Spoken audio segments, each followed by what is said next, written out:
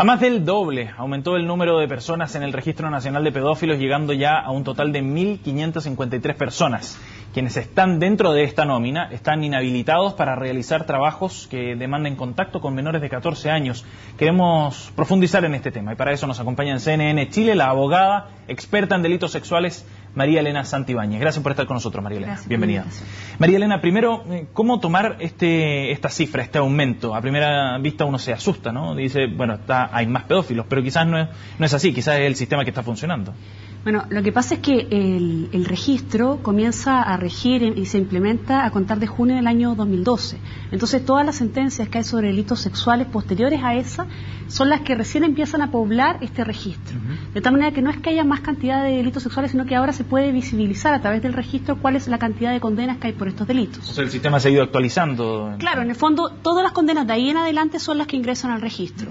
Las anteriores no pueden considerarse. Pero no es que haya aumentado a contar de esa época, sino que antes las personas no formaban parte de este registro porque no estaba implementado. ¿Qué evaluación hace usted de este sistema? ¿Cómo ha funcionado? ¿Ha sido un aporte en la intención de proteger a los menores finalmente de los pedófilos? Mira, yo te voy a decir con un ejemplo cómo evidencia que el sistema parece funcionar bien y que es bueno la existencia del registro. Antes de su implementación, uno veía efectivamente la Comisión de Delitos Sexuales al interior de los establecimientos educacionales y se preguntaba muchas veces qué pasaba con estos sujetos y no más en varias oportunidades uno se encontraba con que estos sujetos efectivamente habían sido condenados por delitos sexuales y sin embargo ejercían labores en ámbitos educacionales. Porque puede ser una conducta más o menos común que si el sujeto efectivamente es un sujeto que tiene inclinación con menores, busque estos lugares para trabajar, donde va a tener contacto con menores. Buscan la oportunidad, ¿no? Exactamente. Lo cierto es que luego de la implementación efectiva, tanto de la inhabilitación perpetua como de la inhabilitación temporal, los establecimientos educacionales tienen obligación de consultar en el registro antes de contratar a estas personas. Y entonces con eso se filtra efectivamente que sujetos que tienen condenas por estos delitos no trabajen en esos lugares, tanto en colegios como en lugares que tienen contacto directo con menores de edad.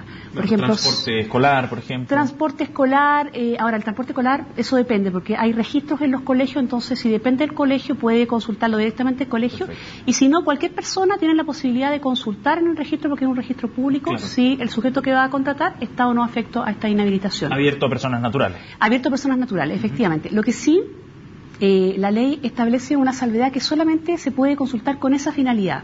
O sea, con la finalidad de averiguar acerca de si la persona que voy a contratar está o no en el registro.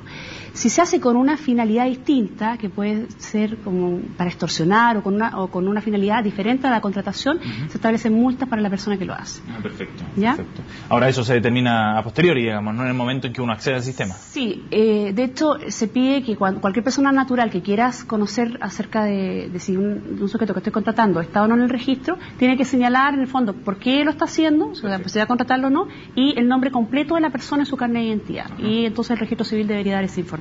Ahora, ¿es una buena herramienta para trabajar en el ámbito de la prevención? Me imagino que la prevención es súper complicada. Yo creo que sin duda que es así. Y la verdad es que desde el punto de vista, porque uno podría decir, considerando el tema de los derechos de estos sujetos que son condenados, que se coarta la libertad de trabajo. Pero lo cierto es que solo se coarta en relación a trabajo con menores de edad, que es justamente lo que se trata de prevenir. O sea, el sujeto puede desempeñarse en cualquier otro ámbito, pero no en estos ámbitos. Es una manera de mantenerlos alejados de los niños. Eso me parece una manera mínima, la verdad. Sí. Ahora, respecto al caso Spiniak, que se generó toda una polémica porque Claudio Spiniak no aparece en este registro de pedófilos. Sí, bueno, no podía aparecer porque es anterior al registro. Ajá, ¿y no debería ser retroactivo también? No, es que ninguna pena puede aplicarse retroactivamente, esa es una garantía básica del derecho penal. Tú tienes que saber en el fondo por qué conductas puede ser castigado y qué penas trae amenazada esa conducta. O si no, imagínate, sería la inseguridad jurídica de todo.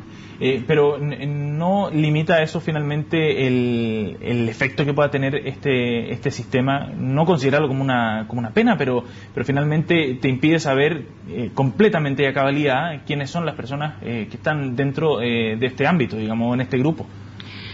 Bueno, es que eso pasa con todas las modificaciones legales. Te fijas, de repente hay conductas en que se aumenta la pena o que pasan a ser delito y tú no tienes forma de saber quién ejecutaron esas conductas previamente. Ahora, lo que ocurre en muchas oportunidades es que estos sujetos tienden a reincidir, ¿cierto? O sea, hay varios casos en que los sujetos cometen delitos sexuales y luego siguen cometiéndolos. Si eso ocurre, estas personas deberían ser condenadas ahora, pero ya se les aplicaría el registro. Ajá. Ahora, 350.000 consultas ha recibido este registro. ¿Es un número alto? ¿Es un número bajo? ¿Cómo se puede evaluar aquella cifra? Me parece un número absolutamente prudente y está hablando un poco del empoderamiento que está teniendo en general la ciudadanía respecto a una norma mínima de prevención. Si yo voy a contratar a alguien que va a tener contacto directo con mis hijos, o sea, lo mínimo es saber si esta persona ha recibido condenas por delitos sexuales contra menores. Significa que se está usando el sistema. Y la verdad es que lo bueno también es que se le ha dado bastante publicidad. En la medida que más se publicite, porque muchas personas a lo mejor no saben que existe, se favorece su uso y esa es una manera de prevenir la comisión de estos ilícitos. Ahora, ¿de qué manera se puede complementar este sistema, este registro, para que la tarea de prevención sea un poco más completa? Mira, en otros países, tomando en consideración que en general estos sujetos, los agresores sexuales, tienen características particulares, en el sentido que no son iguales a otros delincuentes, se adoptan verdaderas medidas de seguridad respecto a estos sujetos una vez que salen en libertad. Esta es una de ellas, porque en definitiva la naturaleza es de una medida de seguridad. Sí, claro. El sujeto ya cumplió una pena privativa de libertad. En otros países se hacen también seguimiento y se adoptan otras medidas que pueden ser bastante más invasivas en realidad. O sea, tú ves lo que pasa en Estados Unidos, que en el fondo el sujeto sale en libertad y se traslada a un lugar y es avisada a toda la comunidad acerca de que esta persona se trasladó a ese lugar. Eso significaría en la práctica decirle al sujeto, en realidad usted no puede vivir en sociedad. Sí. ¿Se fija? Entonces eso me parece una medida demasiado extrema. Es que es difícil trabajar también el tema de la rehabilitación en estos casos, ¿no? O sea, o de la reinserción, ¿para qué decir? Sí, es bastante difícil. Yo te digo, en general se puede, no hay tampoco muchos programas de rehabilitación real en Chile, y los que hay trabajan con pocas personas y generalmente personas que son de escasa, o sea, adolescentes, por ejemplo, adolescentes que cometen estos delitos, o sujetos menores de 20 años, 25, o sea, en general sujetos que podrían ser rehabilitados. ¿Es un sistema público? Sí, el CABAS, que es el Centro de Atención a Víctimas de Atentados Sexuales, tenía un programa, por lo menos en Santiago, y antes en Viña. Entiendo que solamente está funcionando ahora el de Santiago y trabaja con estos sujetos.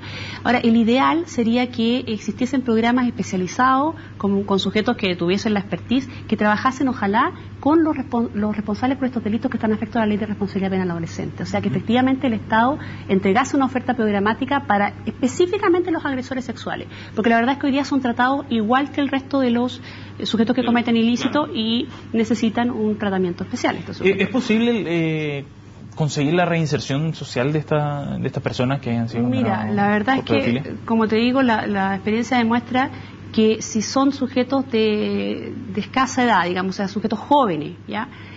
En que generalmente, ojo, la comisión de un delito de esta naturaleza nos lleva a preguntarnos si acaso él mismo no ha sido víctima también de un delito similar, ¿fija? Claro, uno dice, en realidad este sujeto está cometiendo este delito, pero lo primero que tengo que pensar es la posibilidad de que él también sea víctima. Sí. Entonces, en esos casos creo que es posible una reinserción de estos sujetos, una rehabilitación. Pero ya tipos que tienen muchos años cometiendo esta clase de ilícito, la rehabilitación me parece que es imposible. Imposible. Yo creo que es muy, muy difícil. La verdad que en otros países se ha tratado a agresores sexuales, pero con programas mucho más especializados, y aún así es muy difícil. ¿Para qué decir en Chile que no hay programas en realidad como de esa calidad y no se trata? Porque podría dar pie a generar otros mecanismos de control mayores a los del registro de pedófilos, quizás. Sí, mira, yo te diría que los programas debiesen estar orientados también directamente cuando el sujeto está privado de libertad, porque tú tienes a sujetos privados de libertad, pensemos en sujetos adultos que están en centros de cumplimiento penitenciario y que generalmente ocurre que son los primeros en obtener, digamos, los requisitos, de cumplir los requisitos para salir en libertad condicional. Si bien la ley establece plazos más o menos largos para poder salir en libertad condicional por estos delitos, son sujetos que tienden a tener muy buen comportamiento al interior de los penales. No son sujetos conflictivos, en general no son sujetos agresivos. Entonces, por lo mismo uno se atiende a decir, bueno, si en realidad este sujeto no le hace daño a nadie, es un sujeto que incluso en gendarmería son sujetos que se llevan muy bien con ellos, porque no generan conflicto. Pero la verdad es que uno está ahí abandonando el problema real, que es que no está interviniendo en una persona que tiene una inclinación especial, digamos. Claro. Entonces se olvida que existe, ¿te fijas? Y entonces cuando sale se genera nuevamente este problema. Sé que yo he escuchado varias veces en conversaciones en ámbitos sociales, digamos, que la gente percibe que como que hubiera un aumento del número de pedófilos o de la pedofilia, no como no masivamente, ¿no? Pero uno se va enterando de más casos. Quizás, no sé si es la visibilidad de los casos lo que ha cambiado, la valentía para denunciarlo, porque quizás antes se escondían estos temas, no sé. Pero, ¿tú cómo lo percibes tú desde tu especialidad? Mira, yo te podría decir que en general los delitos sexuales han existido siempre, ¿cierto? Lo que ocurre es que la cifra negra de los delitos sexuales antes era mucho mayor porque la gente no se atrevía a denunciar, pero si uno conversa, como tú bien señalas, en ámbitos sociales, generalmente aparece alguna persona que dice: yo en realidad cuando chica me pasó esto, nunca lo dije, ¿te fijas? Y esa persona a lo mejor si estuviese hoy día lo denunciaría. Eso por una parte, o sea, los delitos tienden a ser más o menos lo mismo, pero es mayor la denuncia. Lo que sí yo podría decirte como un fenómeno más bien nuevo es todo lo que dice relación con la pornografía infantil, porque el tema del Internet ha hecho que haya más facilidad, ¿cierto?, para el acceso y además mayor demanda de lo que es pornografía. Y además hay un elemento adicional que debe considerarse, y es que el tema de la pornografía, así como el tema de la prostitución, está asociado al lucro. Entonces tenemos participación de mujeres también en esa clase de ilícito, cuestión que antes era más bien raro en estos delitos. Exactamente. María Elena, gracias por haber venido a CNN Chile para abordar este tema interesante. Muchas gracias.